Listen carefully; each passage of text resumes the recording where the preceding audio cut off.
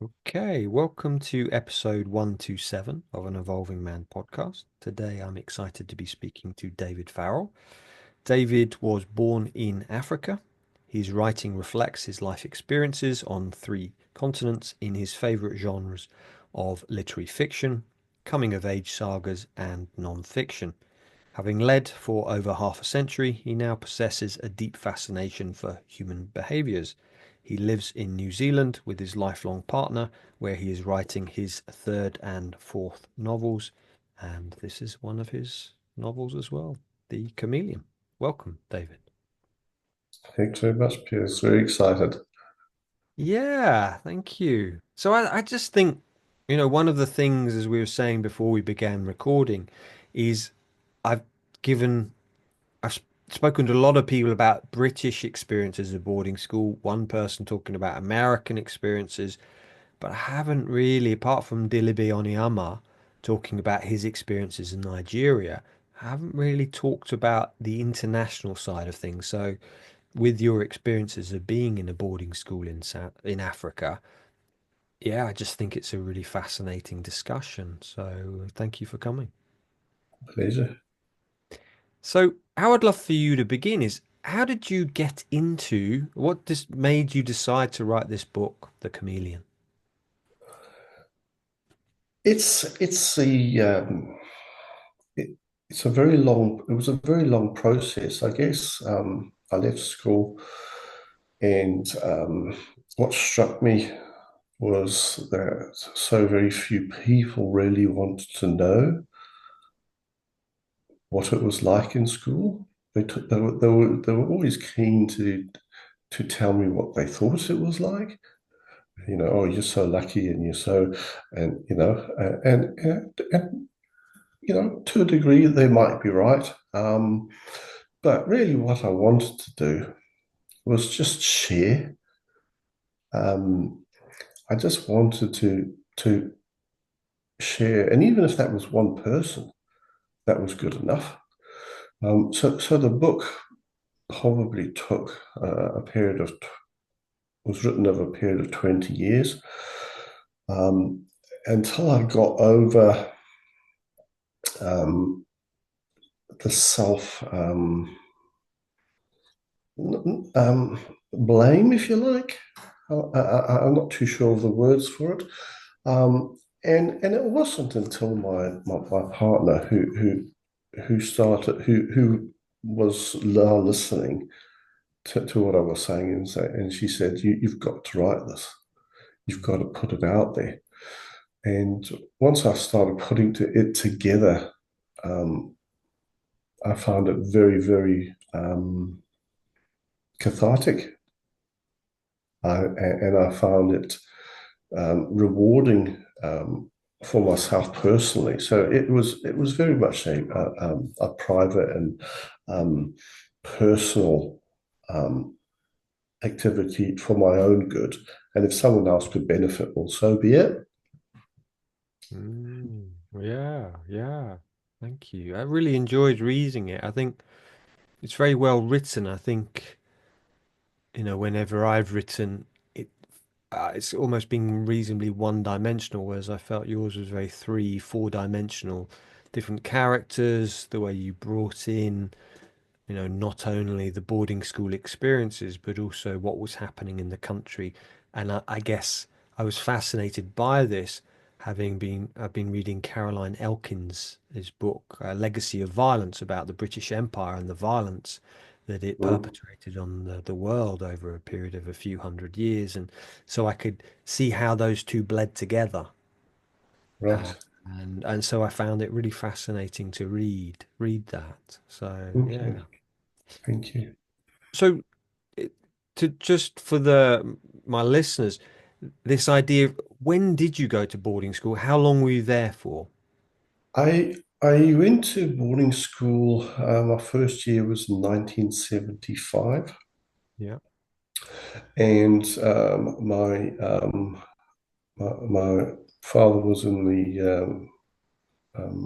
the police, Mm. in the rural policeman, and so every couple of years we were moving to different towns. And so every couple of years I had to reinvent my my life, if you like. And then the towns were too small to have any boarding schools, any school, high schools. And so it was, listen, choose what school you want to go to, um, and that's where you're going. And I was there for 7 years. Usually I started when I was just turned 12, Mhm. and normally high schools are 6 years, but it turned out 1980 81 was when Rhodesia then became Zimbabwe. Mhm. Mhm. And it was uh, probably not that any time's a good time, but it was an opportunity not to be called up and to go into an army that was probably changing. Mhm. So I went back and did another year, and then the war stopped, and so it worked out. Mhm. Mhm. Mhm. Mm. I'd love you to take us through your time at this boarding Mm. school in Rhodesia. You know, what was it like arriving there? So, I mean, obviously, I've read the book. Mm. How much of it was fiction and how much was it, based on your life? A lot of the events were based on my life. The characters are not the same. Mhm. Um, some of the stories are amalgamated, but they happened to me and to others. Um, I think the biggest um, thing was when at junior school, I was, it was a nice small town. You had the run of the place, popular, um, running around in khaki shorts and a pellet gun, and as you do at 10, Yep. 11 years old. Mhm. And to be suddenly said, well, you're off to boarding school. Well, it didn't mean anything, you know. Okay, I'm off to boarding school. Which school do you want to? Oh, I want to go to the best one, of course, which was the impression that school was. And so off I went to the best one, and um, the the driving into the school and all that was all very impressive, and the chapels and the houses, and they were all beautiful buildings and beautiful. And I thought, oh, hello, I can get this is lovely. Mhm. And I wasn't overly um, sad when the parents said, right, we'll see you later. And I said, all righty. And a couple of the lads from the town that I was in joined me. Mhm. So I had my little clique, and there was this big place, and it was just full of 12-year-olds. Because unbeknownst to we had probably a week on our own Really? Wow. to familiarize ourselves. Mhm. And so this is this wonderful place that was which the bubble burst very quickly, despite what the teachers were saying. The seniors are coming, and you guys need to think about what you say and what you do. And the train came down the line because all the town was a railway station on the border of Rhodesia and Botswana. And the train would go through Botswana down to South Africa. So the train turned up, and there was all these, I won't say boys, because to me that were men, Mhm. all hanging out the windows and the doors, and the noise, and it changed very, very quickly. And reality set in. That's okay, this is not what I imagined. Um, and all through the all through those that what I went through, I for some, I wasn't blaming the school. Mm, It it was my parents' fault. mm, Um, at the time, this is it was my parents were to blame. They put me into this kind of thing. I was coping as best I could under the pressures. I wasn't personally getting terribly bullied, mm, but I was aware of others that were. Um, I suspected I wasn't getting bullied, but I was.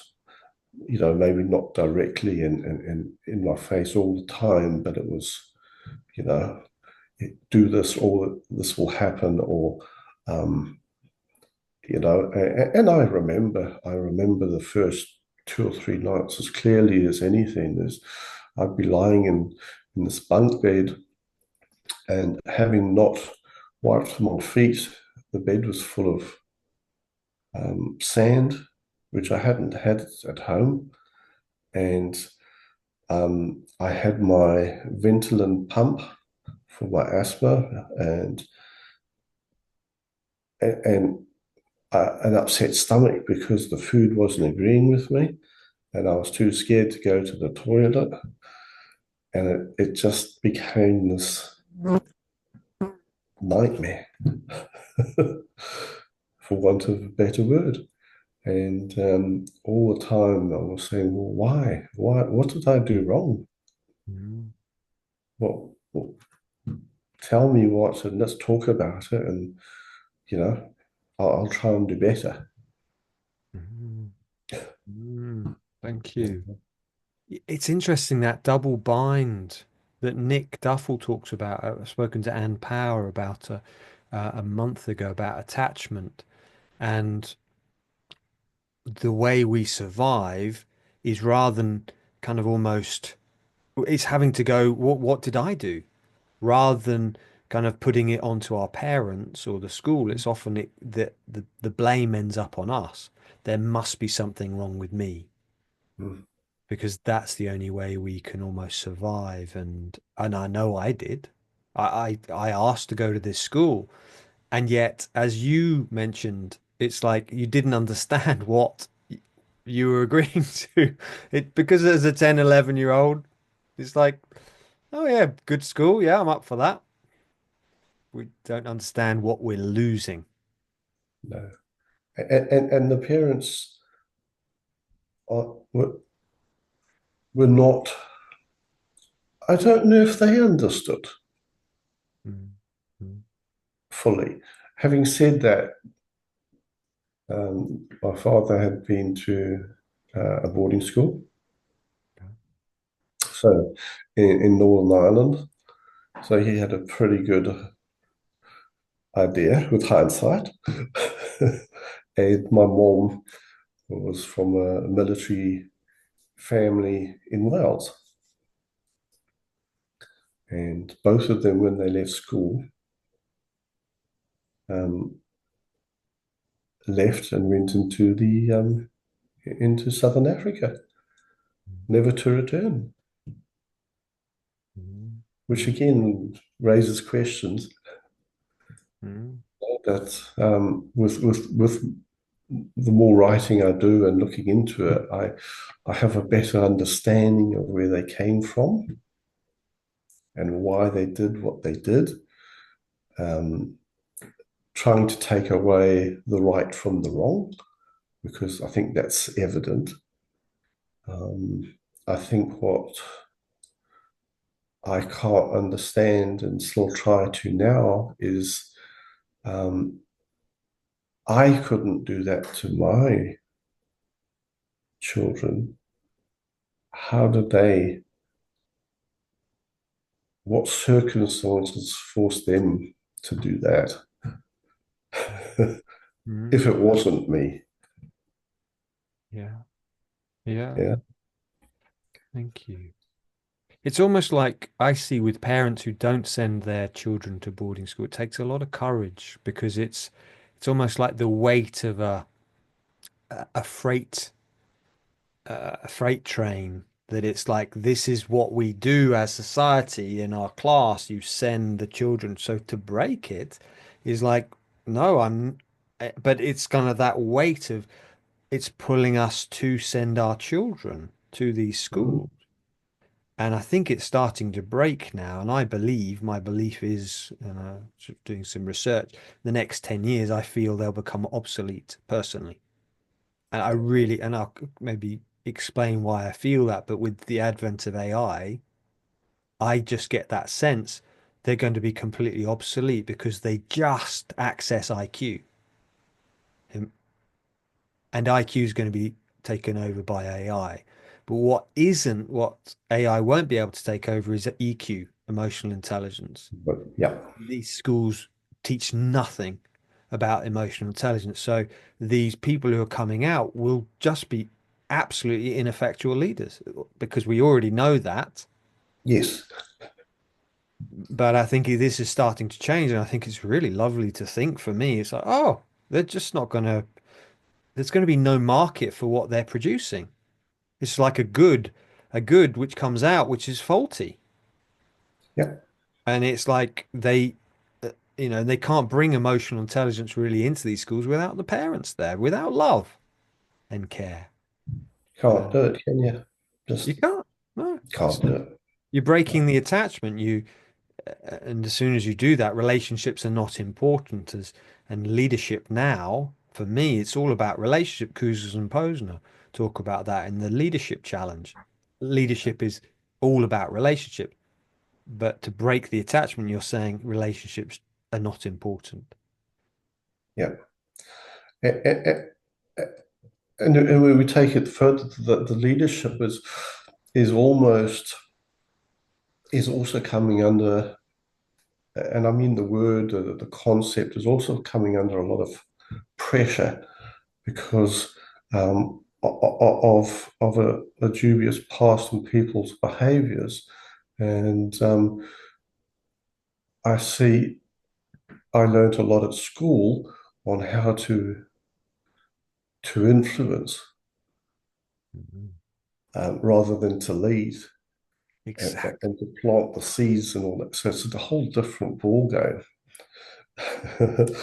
And that's how I have got through life, Mhm. is Mhm. influencing and in a positive way, rather Yeah. than saying, do as I say, and if you don't, these are the consequences. Mhm. You make up your own choice. Yeah, and that's emotional intelligence. We're inspiring people rather than forcing. And I think that's the shift now is from command and control leadership, which I feel is how we governed our colonies, was very much you do this, or we bring the military in. Yeah, But what was happening in the whatever 40s, 50s, we everyone was kicking off in all of the colonies, and we couldn't manage everybody, whereas we'd managed for a few hundred years. And I think we've still kept in that command and control leadership. Now we're moving to emotional intelligence. It's like, right, okay, let's find purpose, let's find meaning, let's rather than forcing. That's yeah, yeah, yeah. so you mentioned it was a kind of sand in your bed, the nightmare in your book, The Chameleon. You write about that first night, you having, that your character has nightmares and he can't sleep. It was, Mm. so how was that first night for you?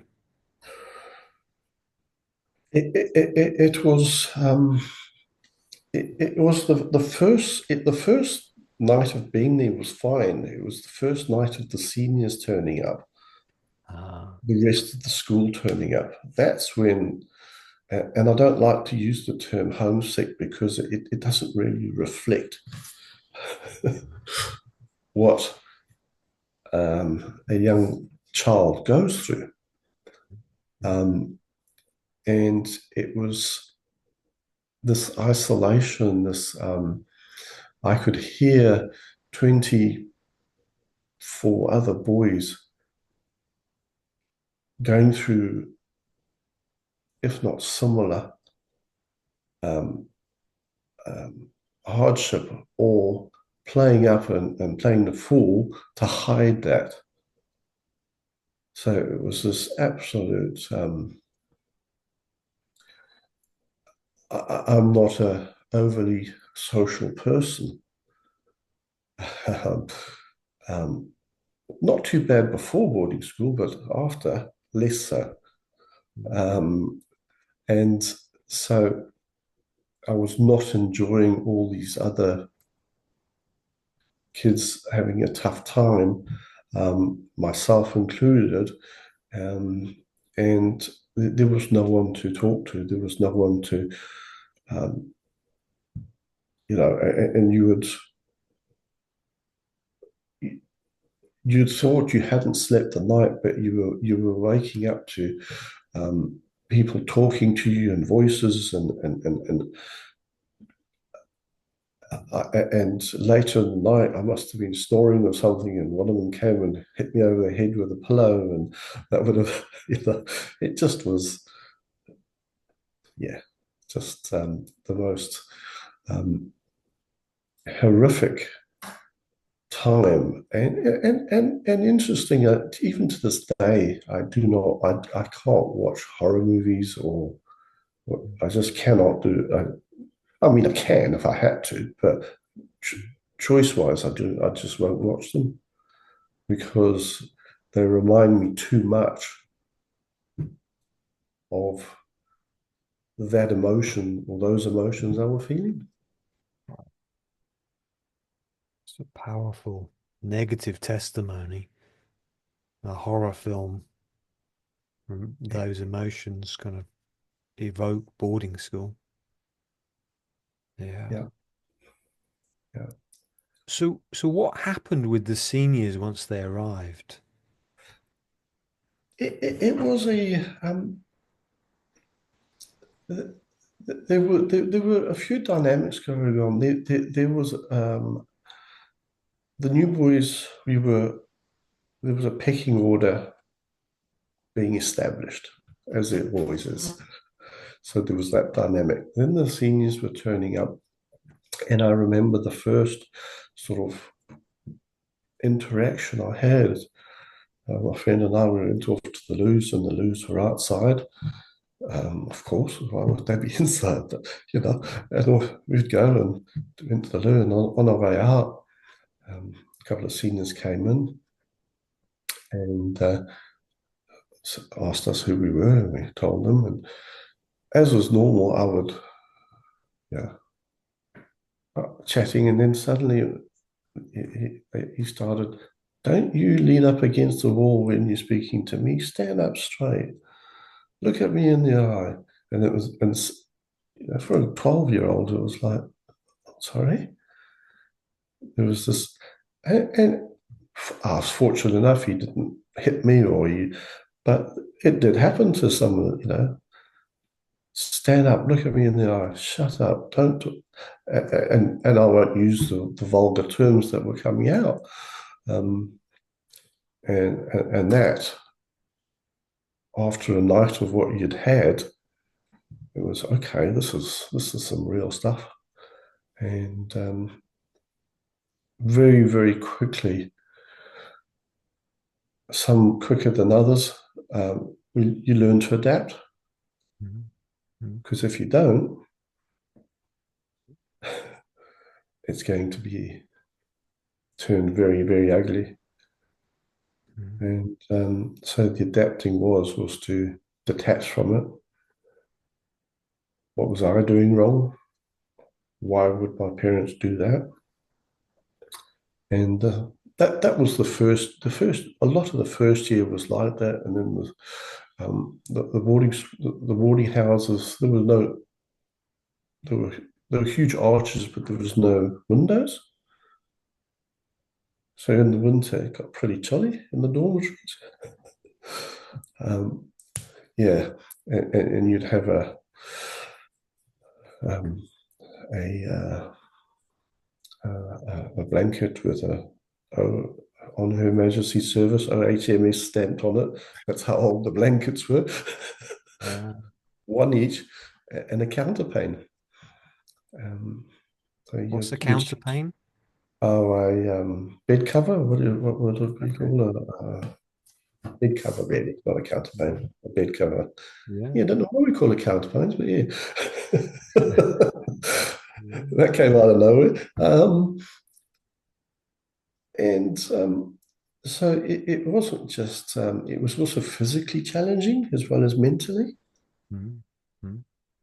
And in the winter, all your knuckles were split from the cold Mm. to the degree that they were bleeding. And, and it's scary that no one saw that. That's just neglect on a horrific level. I know. And it kind of reminds me a little of my school. We didn't have curtains, the windows didn't really close, wasn't really any heating.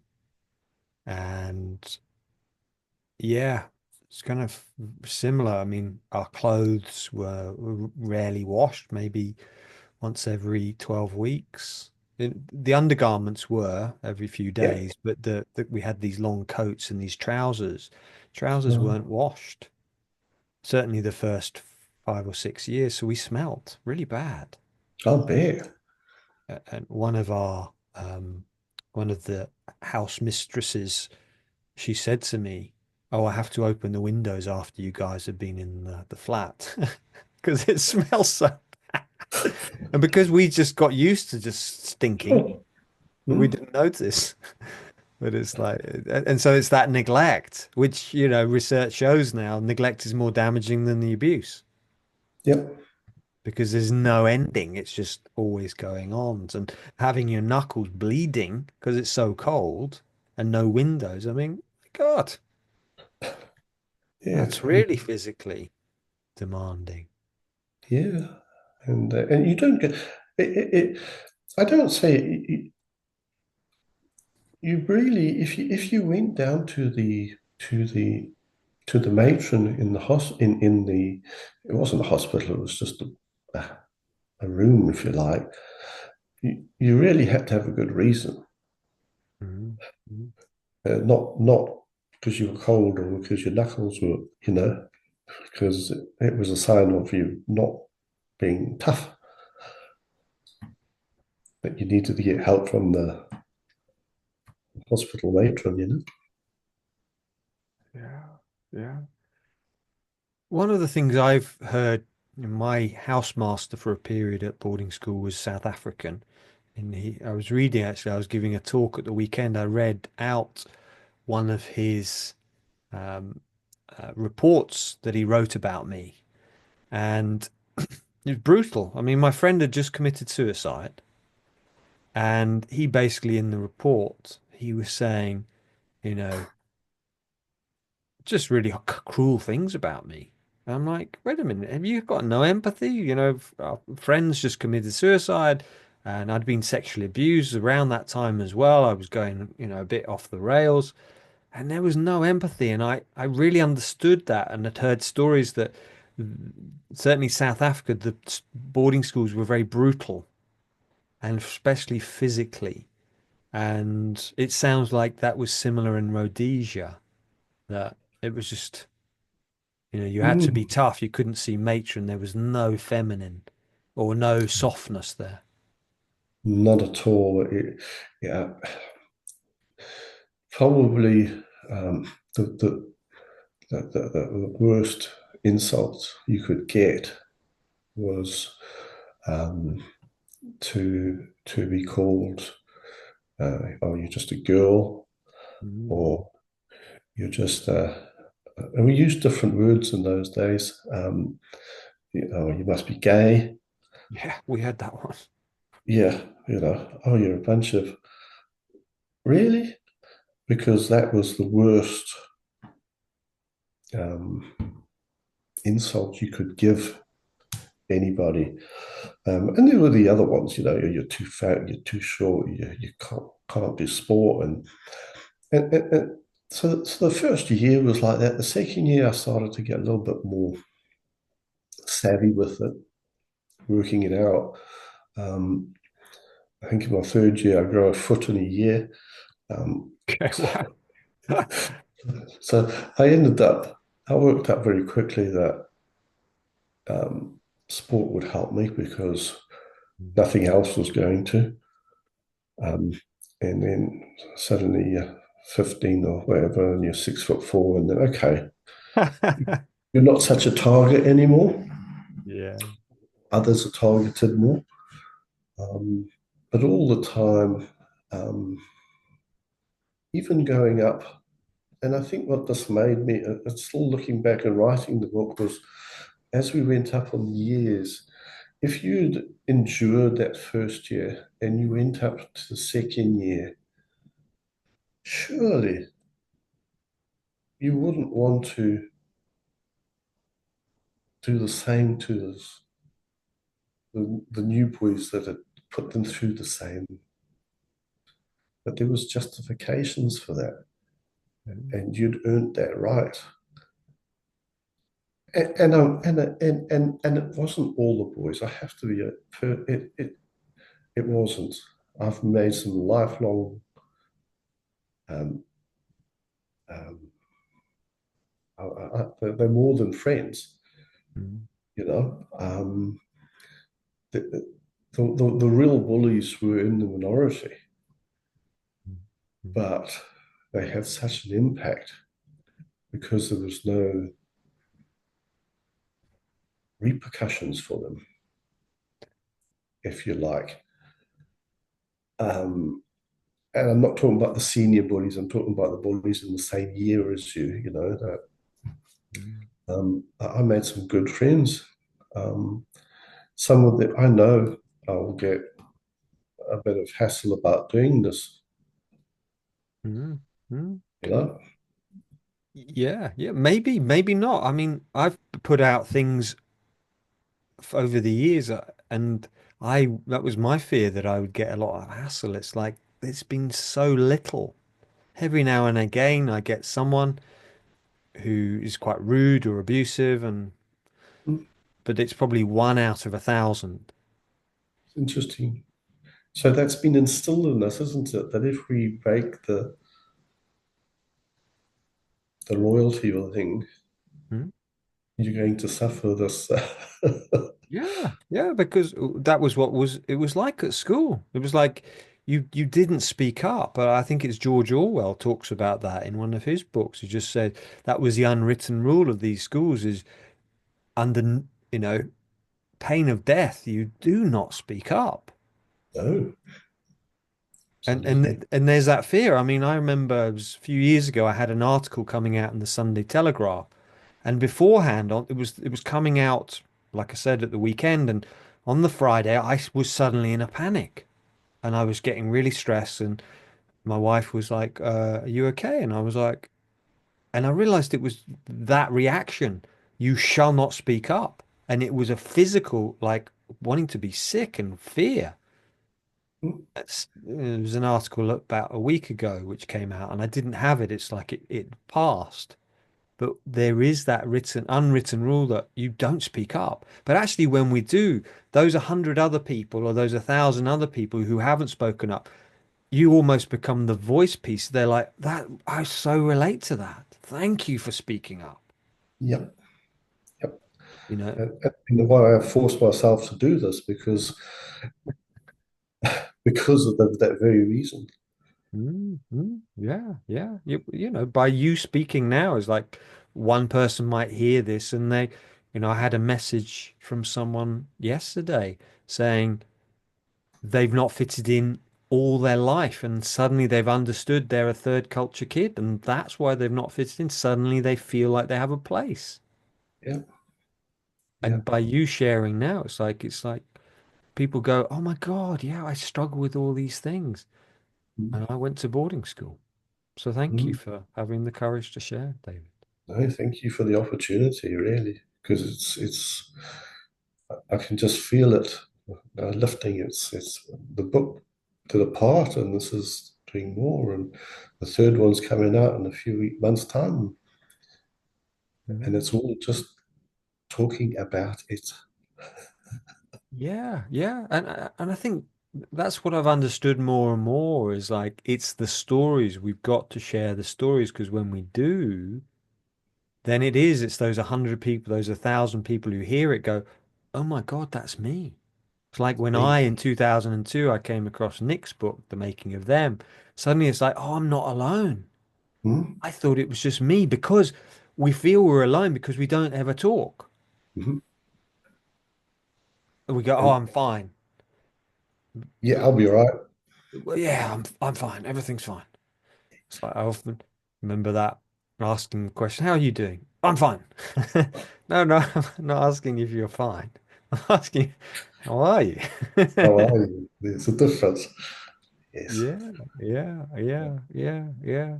I, So one I, of the things I remember from your book is the food. I can't remember the exact quote, but it was something like, um, for the gristle. yeah, the gristle, odd hunk of indistinguishable gristle. There was two things about the food which I picked up, and then the other one was no food for the end of the table. And both of those happened in my school that Mm. first year. And the indistinguishable gristle, that was all most of my schooling. But could you talk a bit about food? What was food like there? Well, it was a massive, as we called it, a graze hall, a dining hall. Yeah, where 400 boys ate, and Wow. all the new boys would sit at the bottom end, and you would have a head of table, which would probably be a school prefect or a house prefect, and then a whole lot of boys, um, all your senior. And your job was to go to the serving hatch and get the plates, and then go and get the tray of tomato on toast if you were lucky. And there was 10 to a table, then there would be 10 pieces of toast. And if it was particularly tasty that day and there was a bit of cheese on it, you wouldn't see nothing. If it was particularly nasty, you would have it all. But you were so hungry, you would eat it anyway. So we quickly developed it was hard to eat because there was nine seniors at your table all talking, and you didn't want to do anything or say anything to attract attention.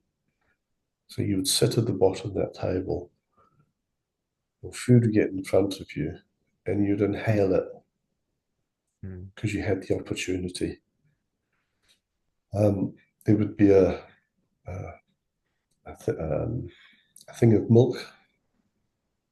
Very rarely did you ever see milk because that would be, it was Africa, it was hot, it was probably the only cold drink the boys could get hold of, and they drank it. And there was no concern at all for the boy down the bottom because we'd all been through that and we'd all survived, and you would do the same. And what we did do it at the end of, then there would be uh, top tables where the heads of houses and schools would eat with the teachers, and tablecloths and three-course meals, and it wasn't even hidden. We had the same. We had a dais. They were up on a raised platform where the Yeah. seniors and the teachers. So So you can see it's all, and then you'd have your prayers and there'd be announcements, and then we would stay behind and tidy the table up. But what we would do is we would go and collect all the butter we could find, all the jam we could find, and put them into a container, and the sugar, because the sugar was, if you didn't have any sweets or anything, which you didn't, you would eat sugar. Um, um, and we would also collect it because and we'd offer it to the seniors for their mm, tea in the evening because you didn't get sugar in the evenings, only at breakfast for the porridge. And then we would go and collect all the butts of the bread, butter it, jam it, and eat ourselves if there was any left over. So yeah, it was an interesting.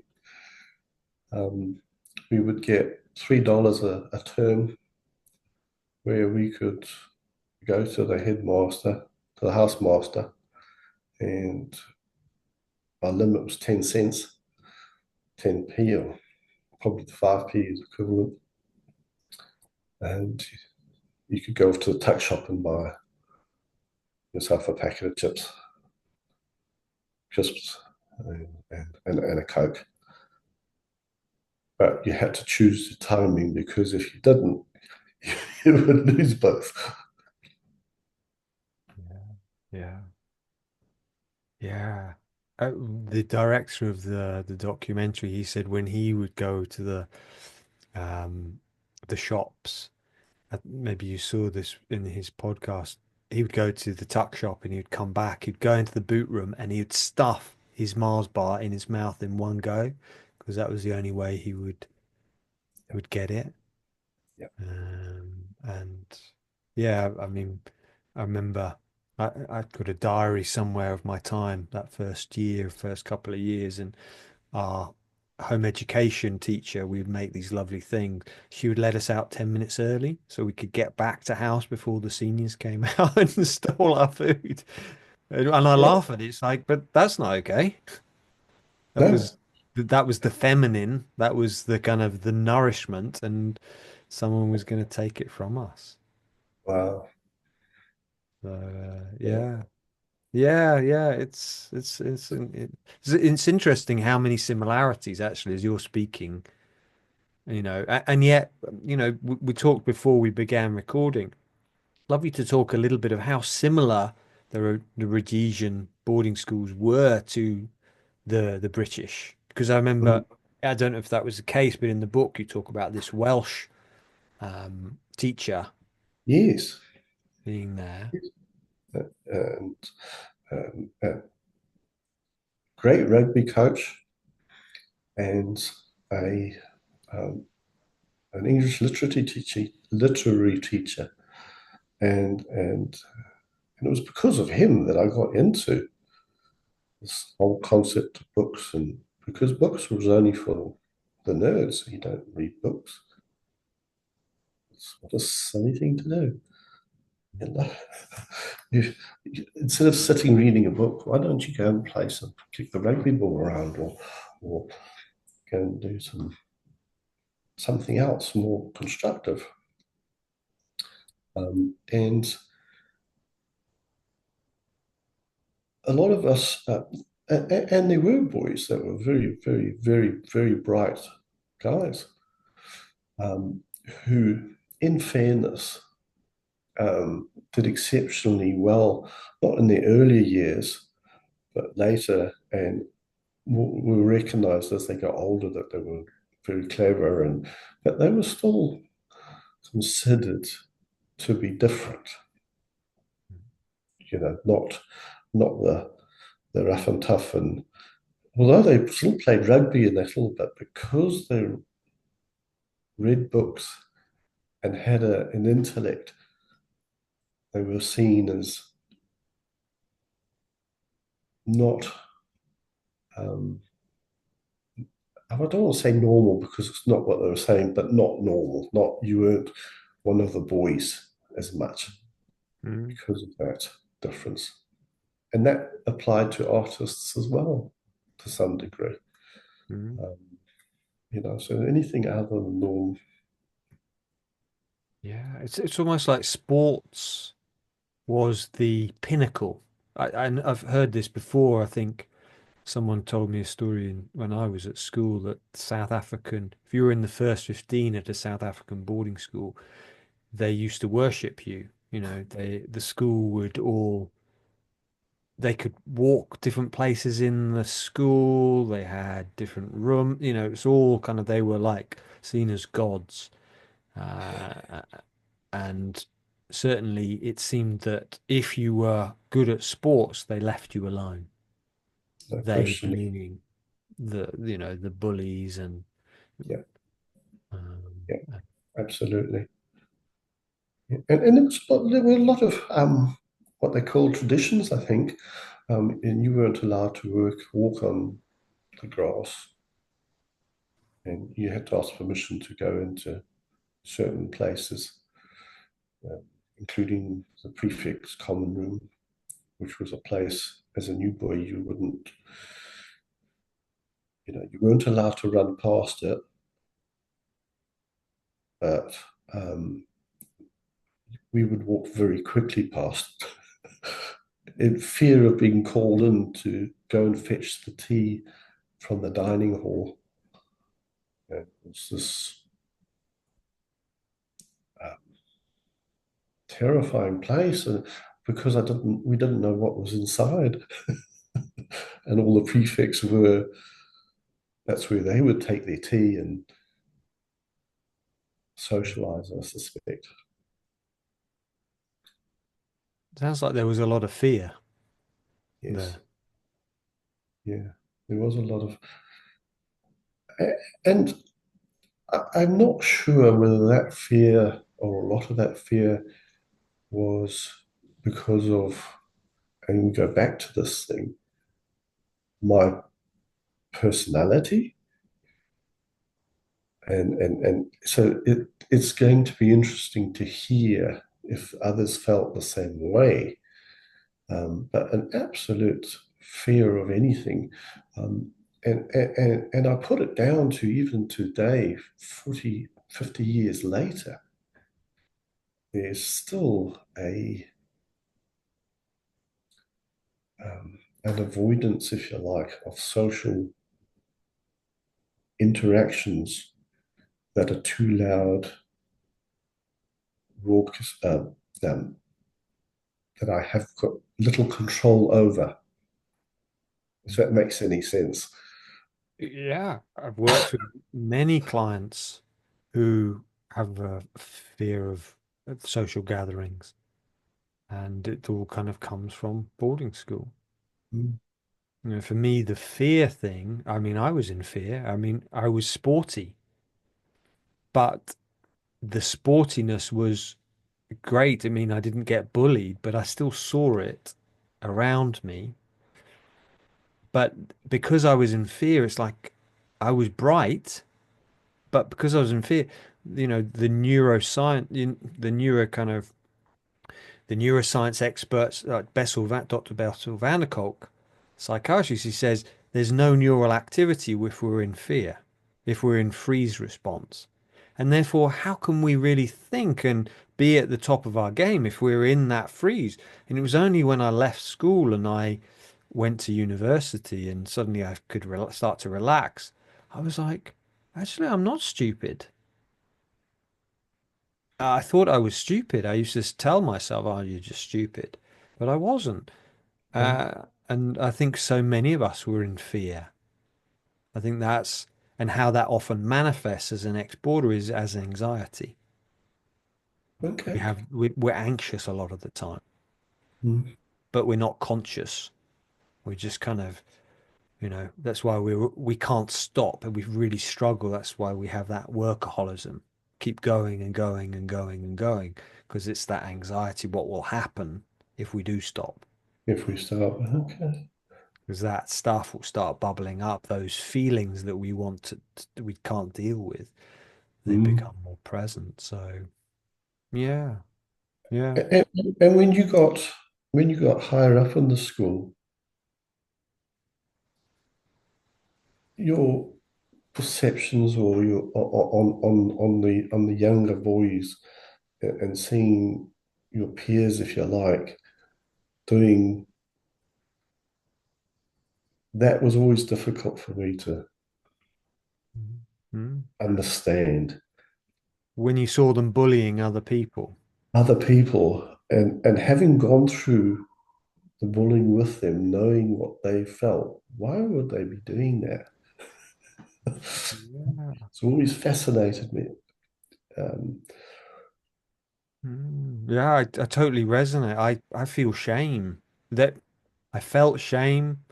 There was mm, one boy in particular, it was like you said, there weren't many bullies on each year, but it was almost that that was their place. Mm. The sporty ones often, sometimes they bullied, but often they didn't because Yeah. they didn't need to. But it was the ones who didn't have their place, were maybe a bit kind of insecure. They would Hmm. bully the others because that was the way they stopped getting bullied.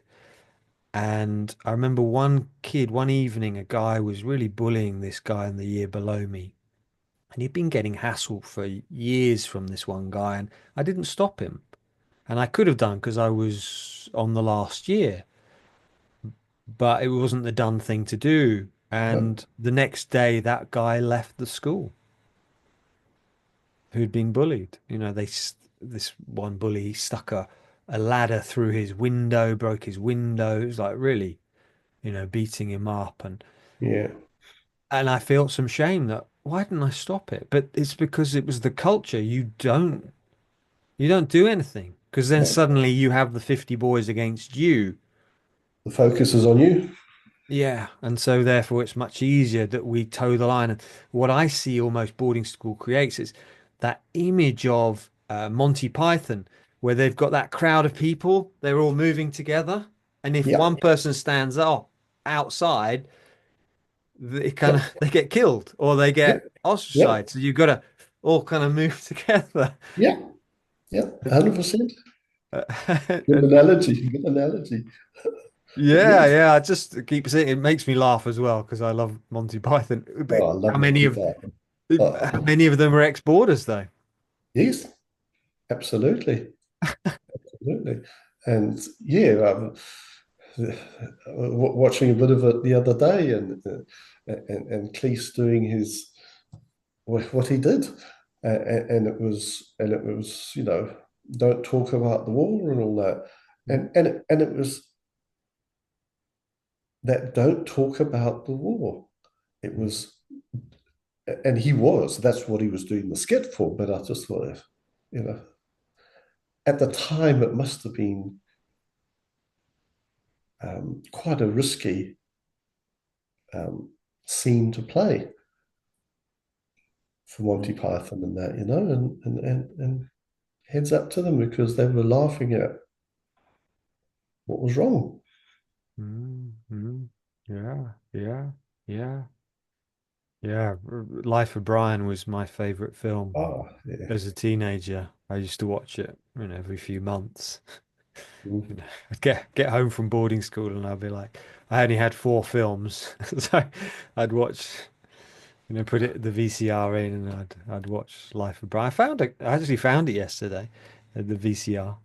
Maybe I should Okay, put it on again. for sure. Oh, I love it. Go back to all those. Yeah, yeah. The Mm. shoe, follow the shoe. All of those.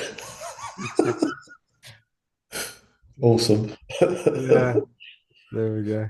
But Isn't it funny that it's literally on the opposite sides of the world, but you've got this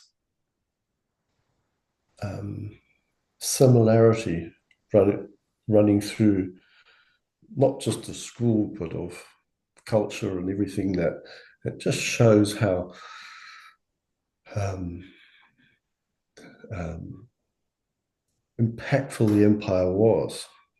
yeah, yeah. And in the documentary, Nick Duffel says that, we say that the empire collapsed in the 20s and the 30s, but he points out that it actually became the corporate world, and the corporate Okay. world's run very similar to the empire. Yep. Yep.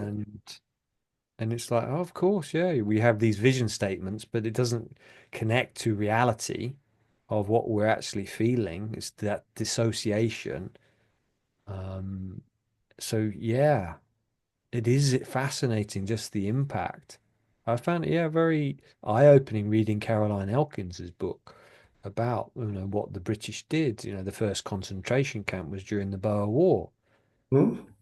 I don't know if it was 500,000, 200,000 died, women and children. Yep. and so many things. It's like, wow, just And had no all covered up. understanding Yeah. of that, and that these systems were in place. I mean, are these schools still going in Zimbabwe? Um, to a lesser extent, but probably purely based on um, the infrastructure of the country has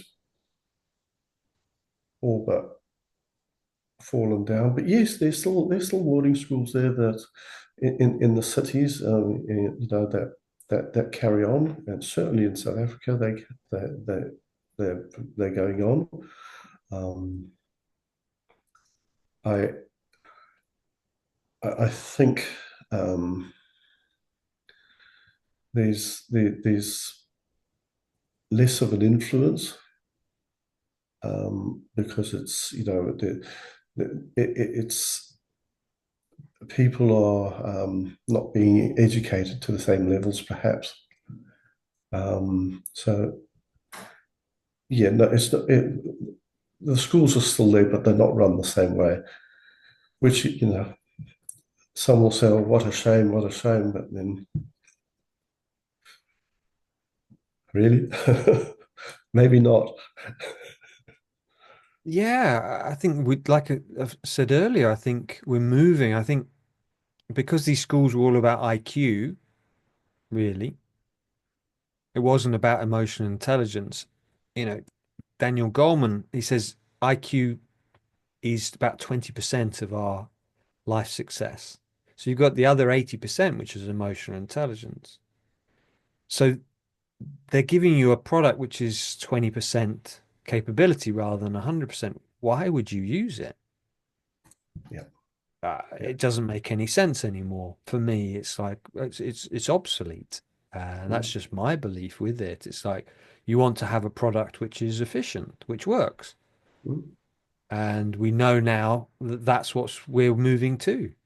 yeah, So just, you know, we're kind of starting to outsource a lot of these schools to, I mm, think there's a new one, it's set up in Dubai, in China. But I think they won't last very long, personally, because they're going to bring out a really faulty product. yeah, And it's going to be, oh no, it's the school where they're emotionally intelligent, where they're learning on so many different levels, not just one. right.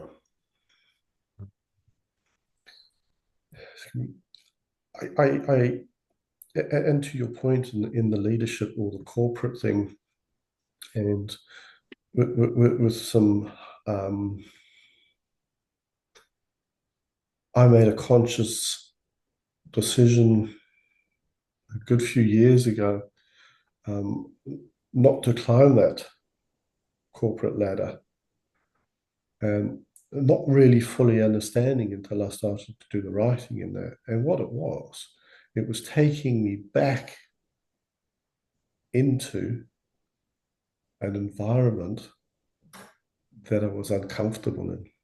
Mm. So that so the two are not or weren't that far different. So good point. Mm. I hadn't thought about it and, um, as clearly as I am now. I'm saying, well, okay, these. I knew I'd made that decision, but I wasn't, and it was just uncomfortable with how people were treated. Mm. Mm. Yeah, Yeah, yeah, yeah. Yeah, yeah, yeah, such a good point. I think I was back in the financial sector of London. I think it was last year, and I was just sat there next to the Bank of England, and I was like, "This is just like boarding school." I worked in the financial sector in the city in my 20s. You can't show emotions, workaholism. I heard stories of people being at work for 3 days at a time without going home. I heard, it's all about money, the connection to emotion, all of these things. I'm like, wow, it was just like boarding school. And these companies are often run like that. It's like, what can we extract from the earth rather than what can we give to the earth. Yep. And for most, yeah, it's just for me, again, it doesn't make any sense anymore. So and I think it's really lovely to see more and more companies are moving more into, well, what can how can we serve? I've been reading the book Legacy about um, the New Zealand All Blacks Yes. and their form of leadership. Again, it's kind of bringing in service. It's about purpose. It's kind of very different than this old model of domination and Yeah. you know Fear. fear, brutality, do Yep. as I say. Yep. As Daniel Goleman writes about the guy who wrote about emotional intelligence, is saying that I think I've lost my train of thought there, which does happen from time to time. Right. Um, Been there. yeah, it will come back, but yeah, basically just saying, for us to be more emotionally intelligent. Intelligent. Yeah. Yeah. Mm, Uh, Yeah, and it is, and you're right, it is happening, and the reason I brought, we ended up here in New Zealand after attempting a number of countries, is that we, we, we we found our home, we found we're comfortable, you know, um, and with the books, and I'm in stage three of your one, two, three that you mentioned in a podcast. I can't remember when. Um, the no longer in the dark place. mm, wonderful. Mm, Wonderful. Yeah, I think stage three is kind of that idea of the boon. Stage one is disassociation, denial. Oh, it was wonderful, but no emotional connection. yeah, Stage two is that darkness of going in, the grieving process, yeah, but it's the heal part of the healing. And then the third stage is returning with the boon. It's like the reawakening. And as Simon Partridge says in, I think it's episode 16, says, we then give our gift back. yeah, We can use that to, right, campaign, close early boarding school or bring in child yeah, development or whatever it is, yeah. that's our gift. Robert Bly says, wherever our wound is where we give our greatest gift back to society. You can, yeah, Because affect change for the exactly. And better. yeah. And I think I'm really excited in the boarding school world. Is like, there's just so many people writing books now, and it's coming up, and Right. more people are speaking. I really feel it's like, wow, I really feel Right. 5, 10 years, they won't exist. That's my Mm, belief because that they'll be obsolete, yeah. and it's like, wow, it's exciting. Mm. And corporate needs to follow suit, and I think it will. It has to. Yeah, definitely. I really see that. I mean, I've got three of the kind of the biggest leadership books, Kuzen Posner's Jim Collins' Beyond Entrepreneurship and On Becoming a Leader, Warren Bennis. And it's like this new model of leadership. It's heart-centered, it's emotionally intelligent, it's like really listening to people. Daniel Goleman he talks a little bit about someone who has really high IQ but no emotional intelligence. And as I read it, I'm like, oh, that's an ex-boarder. It's like Yep.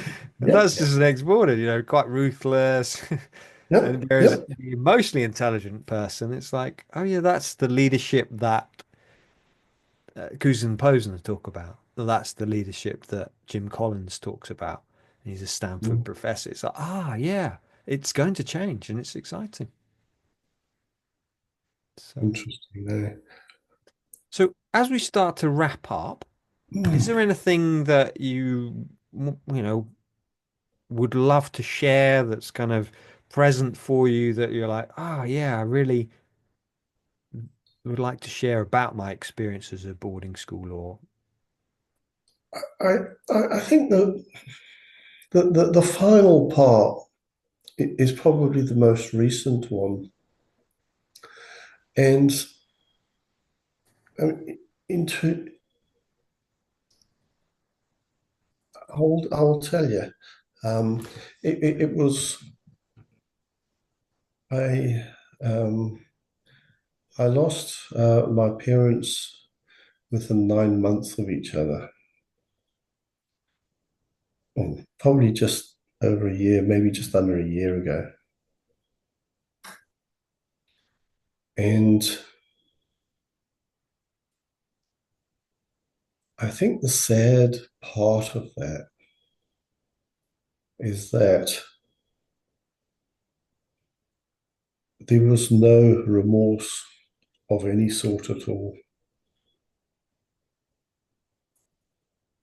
And I don't say that proudly, and I don't say that pointing fingers, or it's just, um, and it was, I suspect, because of that detachment and that, and as soon as I got back from school, and Dad was off, and he says, "Oh, we only stayed because," and then there was just no more. Whereas if I lose a dog, I'm a hopeless wreck. And I just wanted to put that in terms of perspective. And I don't want to be that same person. And I think for anybody to get to a position where it means nothing